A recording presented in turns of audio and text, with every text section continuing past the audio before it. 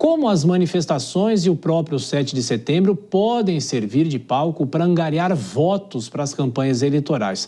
Nós temos agora um convidado, Clever Vasconcelos, promotor de justiça e professor de Direito Eleitoral do IBMEC aqui de São Paulo. Tudo bem, professor? Como sempre, muito obrigado pela gentileza. Bem-vindo.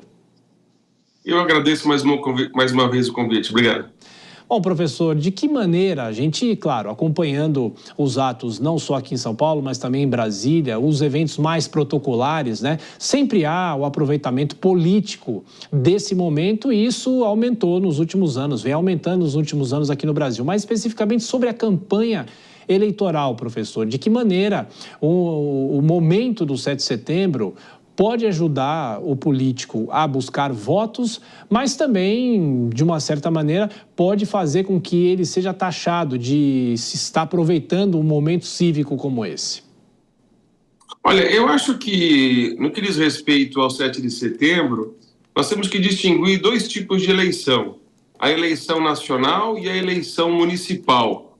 Geralmente, quando há o 7 de setembro numa eleição nacional, a repercussão política é muito maior, porque, obviamente, é um evento de uma comemoração de uma data para o Brasil inteiro.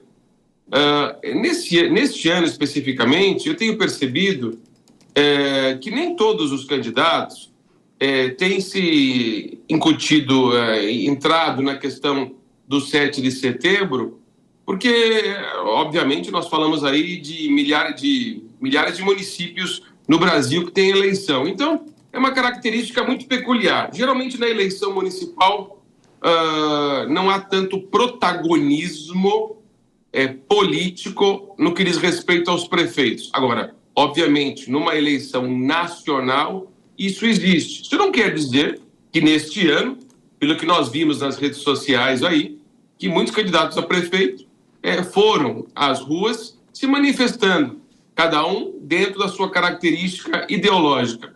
Mas, no fundo, eu entendo que essa festa é uma festa impessoal. Mas nós, aqui na América do Sul, no modo geral, nós politizamos muito as datas que não deveriam ter esse aspecto político ideológico. Eu caracterizo, portanto, o 7 de setembro como uma data nacional, uma data impessoal, se comemora o pacto entre o povo brasileiro e a soberania nacional, no sentido de se constituir um país livre, um país próspero. Eu prefiro ficar com essa ideia.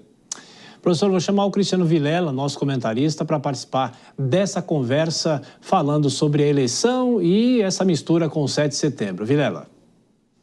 Professor, boa noite. Professor, algumas situações, alguns contextos onde, eventualmente, prefeitos, autoridades se aproveitem desse palanque, até por conta da politização que ficou mais evidenciada nos últimos anos em nosso país, a polarização política, eventualmente políticos que se aproveitem desse palanque, que deveria ser institucional, para aproveitar e fazer uma propaganda mais direcionada a valorizar a sua gestão ou valorizar aspectos próprios ao seu interesse político, especialmente faltando menos de 30 dias para as eleições municipais. Isso pode ser objeto, eventualmente, de algum tipo de representação ou de algum tipo de medida no âmbito eleitoral?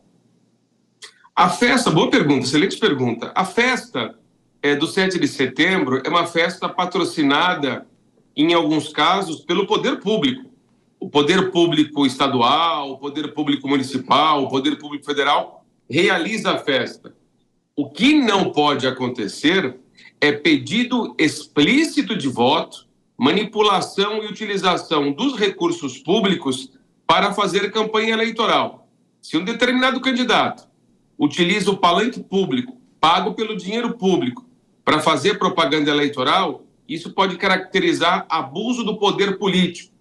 E o abuso do poder político é subsídio para ajuizamento de ação de investigação judicial eleitoral, a AIJE, porque pode caracterizar uma ofensa ao princípio da paridade de armas, ou seja, aquele que não tem o amigo político de plantão não pôde subir ao palanque. Agora, aquele que tem um amigo político de plantão subiu ao palanque, pago com dinheiro público. Então, qualquer ida a palanque, no sentido de obtenção de proveito próprio, de pedido direto ou indireto para candidatura, configura, sim, abuso do poder político, objeto de uma AIGE, de uma ação de investigação judicial eleitoral.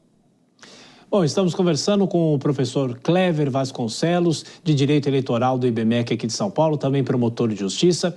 Agora, professor, de que maneira, o senhor fala da eleição, mas no caso, o prefeito de São Paulo foi até o ato da região da Avenida Paulista e tem aquela dualidade, ele é prefeito ou ele é candidato à reeleição. E essa é uma discussão da própria Justiça Eleitoral e até em relação à isonomia da imprensa nessa cobertura. O senhor acha que ele pode participar de um evento como esse, sendo prefeito ou sendo até candidato, tanto faz? Olha, a legislação eleitoral, isso foi muito debatido na Constituinte lá em 1988. A questão da desincompatibilização naquele que teria direito à reeleição. Do modo geral, nós passamos por proibição de reeleição, depois adotamos novamente a reeleição.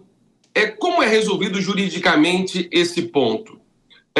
O político que detém mandato eletivo e concorre à reeleição, ele não precisa legalmente ser afastado das suas funções. Então, ele pratica uma agenda protocolar nesse período eletivo.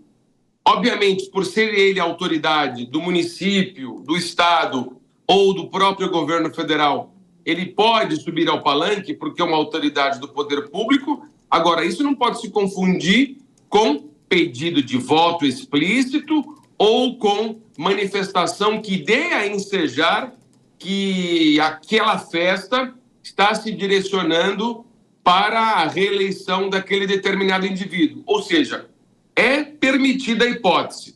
Agora, precisa avaliar, no caso concreto, como se deram as declarações, como se deram os discursos e como se deu o comportamento daqueles que estiveram no palanque para uma eventual análise de abuso do poder político. Vilela? Professor, eu vou aproveitar o gancho dessa última pergunta e vou fazer um questionamento não vinculado ao caso concreto de São Paulo ou de qualquer cidade do país, mas uma análise mais acadêmica, mais técnica do tema. Na sua opinião, o senhor entende que é adequado, que é bom, que é útil o Instituto da Reeleição, ou o senhor é daqueles como eu, por exemplo, que entendem que a reeleição, de uma forma geral, não faz bem para o Brasil? Olha, essa pergunta é de milhões, na verdade. A reeleição, nós já tivemos, todos nós sabemos, a proibição da reeleição no caso de presidente da República. O mandato era de 5 anos, né? Depois nós tivemos uma emenda constitucional e aí 2 mandatos de 4 anos. O que me preocupa, do modo geral, é que a pessoa utilize o mandato eletivo ou parte do mandato eletivo para palanque de campanha tendo em vista a reeleição.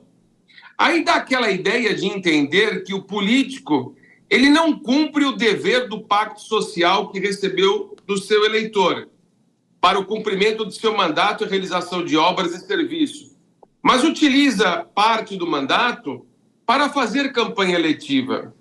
Eu sou daqueles que entende que o mandato deveria ser maior, 5 ou 6 anos, mas um mandato só, evitando a reeleição no sentido de valorizar a temporariedade dos mandatos, que é um princípio republicano.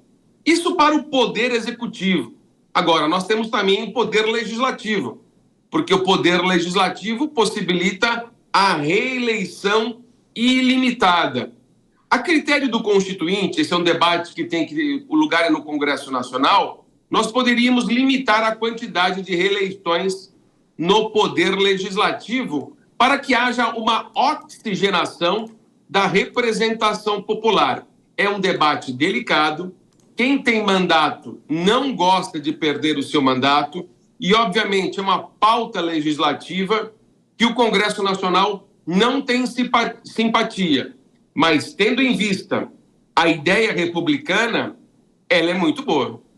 Claro. Ô, professor, a gente viu esse ato aqui na Avenida Paulista muito movido, principalmente, né, pela decisão do Supremo Tribunal Federal de determinar que o X saísse do ar. De que forma, professor, isso, obviamente, inflou essa manifestação aqui na Paulista, mas hoje houve uma fala do ministro Luiz Roberto Barroso, do Supremo Tribunal Federal, presidente da Corte, dizendo que ele não tem intenção de levar esse debate para o plenário, para todos os ministros, e ele diz que a decisão já foi tomada pela primeira turma e não apenas pela decisão monocrática do ministro Alexandre de Moraes. O senhor concorda com isso? Isso deveria realmente ir para o plenário ou não, professor? Olha, nós temos 2 turmas no Supremo Tribunal Federal, cada turma com 5 ministros. E quais são as competências das turmas? As competências das turmas geralmente são para julgar recursos extraordinários, questionamentos de processos concretos, de casos concretos, sob a ótica recursal. Esse caso do X, nós temos 2 caminhos. Nós temos o caminho do recurso extraordinário, que já foi julgado por 5-0, e nós temos aí, como foi dito, a DPF, Ação do Controle Concentrado de Constitucionalidade, cuja competência não é da turma, é do plenário. Então, são 2 questionamentos.